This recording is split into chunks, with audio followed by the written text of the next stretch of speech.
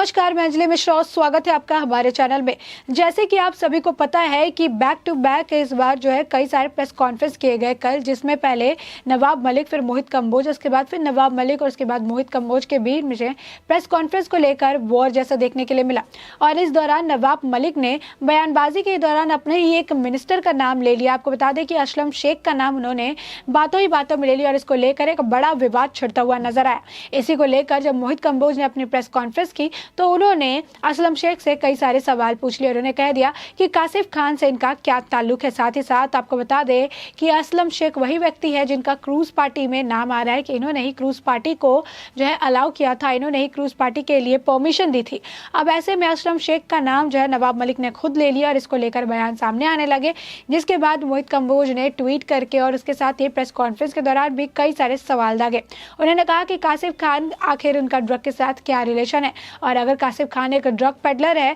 तो उसका रिश्ता जो है ये असलम शेख के साथ जो एक मिनिस्टर है उनके साथ क्या है। साथ ही साथ कासिफ खान असलम शेख को क्यों फोन कर रहे थे एक ड्रग वाली पार्टी में इनवाइट करने के लिए, और अगर कासिफ खान ड्रग पेडलर है तो एक मिनिस्टर से उसकी क्या वार्ता होती है, एक मिनिस्टर से उसके क्या बात होते हैं। और इस बात पर उन्होंने ये भी कहा था कि अगर असलम शेख इस बात को लेकर मतलब वो अगर सच है, वो सही है, तो अपने आप को सामने आके प्रूव करे, क्योंकि उनके खुद के ही एक मंत्री ने उनके ऊपर जो है एक बड़ा आरोप लगा दिया है। जिसके बाद अब असलम शेख ने भी एक प्रेस कॉन्फ्रेंस की और इस दौरान इन्होंने साफ शब्दों में कहा कि मैं एक मंत्री हूं और मुझे कई सारी पार्टीज और इवेंट के लिए न्योता आता है, और ऐसी ही एक क्रूज पार्टी के लिए भी मुझे न्योता आया था। इसमें कोई बड़ी बात नहीं है। इसके अलावा मैं जो कासिफ खान है उसको मैं नहीं जानता हूँ, मैं पर्सनली उसके साथ कॉन्टैक्ट में नहीं, ना ही उसका नंबर मेरे पास है। तो ऐसे में इससे जुड़े अगर किसी और के पास कोई भी एविडेंस है तो वो सामने ला के रख सकता है। तो आप देख सकते हैं कि किस तरीके से अब ये जो मुंबई का ये जो पूरा ड्रग मामला है इसमें सियासत कितनी ज्यादा गर्म होती हुई नजर आ रही है।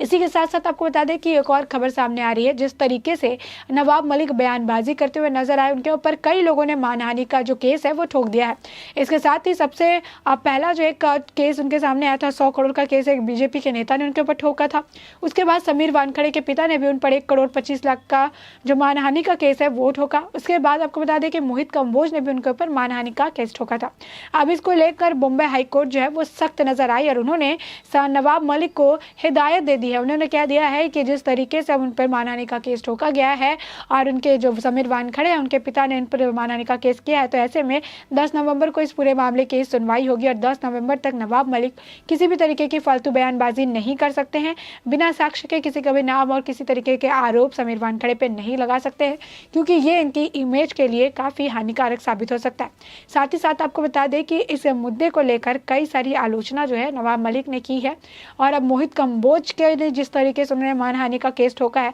आपको बता दें कि इस पर भी अब बॉम्बे हाई कोर्ट जल्दी फैसला लेने वाली है। यानी आप देख सकते हैं कि नवाब मलिक की बयानबाजी उनके लिए कितनी बड़ी परेशानी का कारण बनती हुई नजर आ रही है। यानी नवाब मलिक की बयानबाजी उनके ही गले का फंदा बनती हुई नजर आ रही है, और नवाब मलिक की बयानबाजी की वजह से आज उनके ऊपर एक के बाद एक मानहानि के कई सारे केस ठोके गए हैं। और इसी को लेकर अब बॉम्बे हाई कोर्ट भी सख्त नजर आ रही है, क्योंकि एक मंत्री पद पर बैठा हुआ जो मंत्री है वो अपनी गरिमा को नहीं बना सक रहा है। तो ऐसे में बॉम्बे हाई कोर्ट ने ही आमने से आके पहल की है कि अब इस तरीके की कोई भी आरोप जो है, हवाई आरोप नहीं लगाए जाएंगे, जिसकी वजह से किसी दूसरे व्यक्ति का जो इमेज है उस पर फर्क पड़े। साथ ही साथ आपको बता दें कि यही नहीं, इसी तरीके से कई सारे और खुलासे जो है इस पूरे मामले में, इस ड्रग वाले मामले में, इस क्रूज के मामले में सामने आए थे, जिसमें नवाब मलिक, उनके बेटे का नाम, इसके साथ उनके दामाद जो है समीर खान, उनका नाम और कई सारे जो नाम है इसमें शामिल हुए थे। और इसी को लेकर एक बड़ा मुद्दा, एक बड़ा बखेड़ा खड़ा होता हुआ नजर आ रहा है। साथ ही साथ आपको बता दें कि सिर्फ ड्रग माफिया ही नहीं, बल्कि इसमें कई सारे और जो नाम है, कई बड़े लोगों के नाम, अंडरवर्ल्ड, डी कंपनी, चीकू पठान जो है,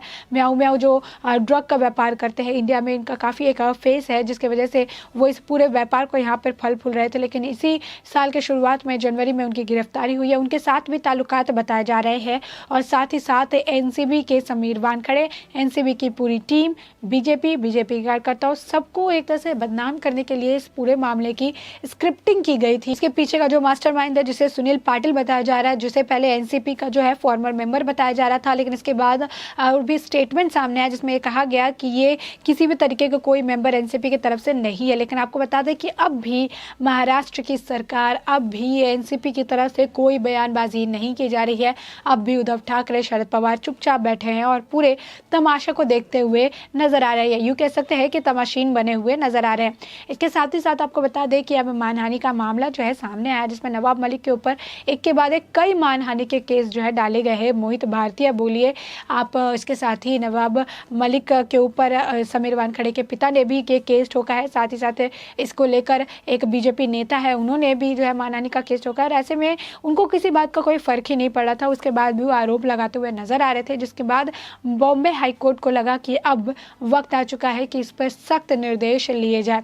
इसके साथ ही आपको बता दें कि जिस तरीके से इस वक्त कासिफ खान को लेकर मुद्दा गरमाया हुआ है, जिस तरीके से इस वक्त कासिफ खान को लेकर कई चर्चाएं तेज हो गई है, इनके ऊपर भी कई सारे आरोप लग रहे हैं। किसी का कहना है ये ड्रग पेडलर है, किसी का कहना है कि यही वो व्यक्ति है जिसने पूरे तरीके से इस क्रूज पार्टी का जो है सेटलमेंट किया था। तो ऐसे में कई सारे जो है पहलू इससे निकल कर सामने आ रहे हैं, और इसमें जो आप कह सकते हैं कि आग में घी डालने का काम जो है नवाब मलिक की बयानबाजी कर देती है, जिसमें वो खुद के ही जो मंत्रीगण हैं उनके नाम ले लेके उन्हें इस पूरे मुद्दे में फंसाते हुए नजर आते हैं। यही नहीं, अब तो उन्होंने समीर वानखेड़े की भाभी को भी इस पूरे मुद्दे में खींच लिया है, और ऐसे में एक अपने ही मंत्री का नाम जो है उन्होंने ले लिया था, असलम शेख का नाम उन्होंने ले लिया था, जिसकी वजह से एक बड़ा बखेड़ा खड़ा हो गया। लेकिन यहाँ पे एक और सवाल जो है वो बनता हुआ नजर आ रहा है कि मानते हैं कि वो मंत्री है, मानते हैं जैसे कि उन्होंने स्टेटमेंट दिया कि वो मंत्री हैं और उन्हें कई सारे इवेंट्स और कई सारे जगहों पर जो है पार्टीज में बुलाया जाता है। लेकिन यहाँ पे एक और सवाल ये करता है कि मंत्री जो है अगर उसे किसी भी पार्टी में इन्वाइट किया जाएगा, किसी भी इवेंट में इन्वाइट करेगा, तो क्या इसको लेकर जो है वो जांच पड़ताल नहीं करते हैं कि किस टाइप के इवेंट और किस टाइप की पार्टी में उन्हें बुलाया जाता है? क्या ड्रग पार्टी में एक मंत्री का जाना सही है? क्या ड्रग पार्टी के बारे में एक मंत्री को बिल्कुल भी जानकारी नहीं है, वो मंत्री वहां पर जाने के लिए तैयार जाते हैं? एक ड्रग पार्टी के लिए एक मंत्री को इन्विटेशन क्यों आता है, जहां पर पता है कि उस क्रूज में वहां पर ड्रग पार्टी होने वाली है, ड्रग की खरीद लेन होने वाली है, और ऐसे में एक मंत्री को वहां पर जाने के लिए फोन कॉल आता है कासिफ खान, जिसके साथ वो बता रहे हैं कि उनका कोई लेना देना नहीं है। तो कासिफ खान उन्हें ही क्यों कांटेक्ट करते हैं? कासिफ खान के पास और भी कई मंत्रीगण के नंबर होंगे, तो ऐसे में असलम शेख को ही क्यों इस पार्टी के लिए इन्वाइट किया जाता है? असलम शेख का नाम ही इस पूरी मुद्दे में क्यों सामने आ रहा है? और असलम शेख जो कि ये कह रहे हैं कि वो पर्सनल तरीके पे नहीं जानते हैं कासिफ खान को, तो कासिफ खान ने सिर्फ और सिर्फ असलम शेख को ही क्यों कांटेक्ट किया इस पार्टी के लिए? और अगर असलम शेख इसे नहीं जानते हैं, कासिफ खान के बारे में उनको पर्सनली नहीं पता है, उनसे उनकी कभी बात नहीं हुई सिवाय एक दिन छोड़ के, तो ऐसे में क्या एक मंत्री को इस बात की भी जांच नहीं करनी चाहिए? क्या एक मंत्री को कहीं जाने से पहले एटलीस्ट ये पता नहीं लगाना चाहिए कि वो किस तरीके की जगह पर किस तरीके के लोगों के साथ कौन सी पार्टी में जा रहे हैं? क्योंकि एक मंत्री और एक आम आदमी होने में काफ़ी ज़्यादा फर्क है। तो एक मंत्री होकर क्या ये छोटी चीज़ों का ख्याल भी असलम शेख नहीं रख पा रहे हैं? आपको बता दें कि जैसे ही अब असलम शेख का ये बयान सामने आया है, अब उनके लिए भी कई परेशानियां जो है सामने देखने के लिए मिल सकती है। आपको बता दें कि कई सारे सवाल अब उनके स्टेटमेंट से ही निकल कर सामने आ रहे हैं, और जैसा कि मोहित कंबोज ने कहा था कि नवाब मलिक जिस तरीके से इस वक्त बौखलाए हुए हैं, आने वाले वक्त में नवाब मलिक ही वो व्यक्ति होंगे जो कि धीरे धीरे इस पूरे राज पर से पर्दा उठाते हुए नजर आएंगे, गलती की वजह से, क्योंकि जिस तरीके से बयानबाजी कर रहे हैं वो किसी चीज़ को सोच कर नहीं बोल रहे हैं। ऐसे में अपने ही मंत्री का उन्होंने नाम भी ले लिया, साथ ही उन्होंने ये भी कह दिया कि कई सारे जो मंत्री हैं उनके बच्चे जो है इस तरीके की पार्टी करते हैं, तो कई सारे लोगों को इन्होंने इनडायरेक्टली इन्वॉल्व कर दिया है। और ऐसे में महाराष्ट्र की सरकार एनसीपी पर भी जो है निशाना साधते हुए सब नजर आ रहे हैं। कई सारे अब जो सवाल है महाराष्ट्र की सरकार से, शिवसेना से, एनसीपी से की जा रही है, लेकिन उन्होंने हमेशा की तरह इस बार भी चुप्पी साध रखी है, वो कुछ कहने को तैयार इस बार भी नहीं है। अब ऐसे में जिस तरीके से अब बॉम्बे हाई कोर्ट सख्त नजर आ रही है, जिस तरीके से अब एनसीबी पूरे मामले को लेकर सख्त नजर आ रही है, जिस तरीके से एनसीबी ने जो है नई टीम जो एसआईटी टीम है उसका गठन किया है, जिस तरीके से अब इसमें ज्ञानेश्वर सिंह की एंट्री हो चुकी है, जिस तरीके से एक विजिलेंस टीम भी जो है जो काम पर लगा दी गई है, तब देख सकते हैं कि किस तरीके से अब ये मुद्दा काफ़ी जो है इम्पोर्टेंट, काफ़ी जो है एक बड़ा हाई प्रोफाइल मुद्दा बन चुका है, जिसपे कई सारी टीम, कई सारे लोग और साथ ही साथ कोर्ट भी सख्त नज़र आ रही है और इस पर कार्रवाई की जा रही है। यानी आने वाले वक्त में कई सारे बम विस्फोट हो सकते हैं, आने वाले वक्त में कई बड़े बयान जो है सामने सामने आ सकते हैं। आने वाले वक्त में कई बड़े नाम शिवसेना और एनसीपी से जुड़े हुए सामने आ सकते हैं। आने वाले वक्त में एक बड़ा स्कैम जो है आप कह सकते हैं कि उसका पर्दाफाश हो सकता है। आने वाले वक्त में कई वरिष्ठ अधिकारियों के मुंह से मुंह खोटा उतारा जा सकता है और आने वाले वक्त में इस पूरे मुद्दे से जुड़े हुए कई राज का खुलासा भी हो सकता है। अब ऐसे में आने वाले वक्त में कौन सा तूफान और लेकर आती है मुंबई की सियासत में, महाराष्ट्र की सरकार के बीच में, और कौन सी सियासत भूचाल देखने के लिए मिलता है, ये भी आने वाले वक्त में ही साफ हो पाएगा। साथ ही साथ आपको बता दें कि अब मानहानि को लेकर जिस तरीके से अब कोर्ट सख्त हो गई है और 10 नवंबर तक किसी भी बयानबाजी को करने से नवाब मलिक को उन्होंने मना कर दिया है, तो ऐसे में अब नवाब मलिक के क्या कोर्ट की बातों को भी सीरियसली मानते हैं या फिर अपनी आदत से मजबूर हमेशा की तरह फिर से बयानबाजी करने के लिए तत्पर बैठे रहते हैं, ये तो वक्त के साथ ही पता चल पाएगा। इसे मैं आपको बता दें कि अब इस मुद्दे पर जो है इस पूरे राज पर से धीरे धीरे पर्दा उठना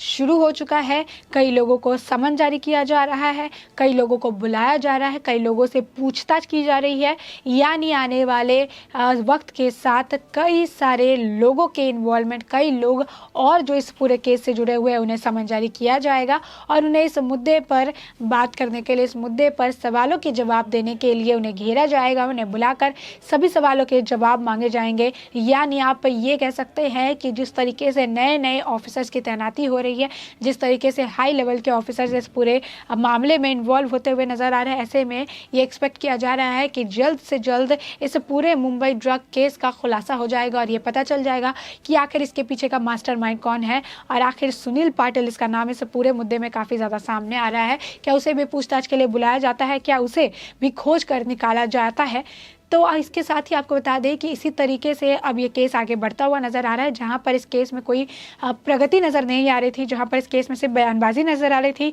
अब इस केस में जो है प्रगति देखने के लिए मिल रही है। अब इस केस में जो है आगे जो है काम जारी देखने के लिए मिल रहा है। यानी आप कह सकते हैं कि अब इस केस से बहुत जल्द, इस पूरे राज से बहुत जल्द ही पर्दा उठने वाला है कि आखिर कौन है इस पूरे मुंबई ड्रग केस के पीछे का मास्टरमाइंड, आखिर कौन कौन से लोग इस ड्रग वाले मामले में इन्वॉल्व है। तब तक के लिए आपके जो भी राय है हमें कमेंट सेक्शन में कमेंट करके ज़रूर बताएं।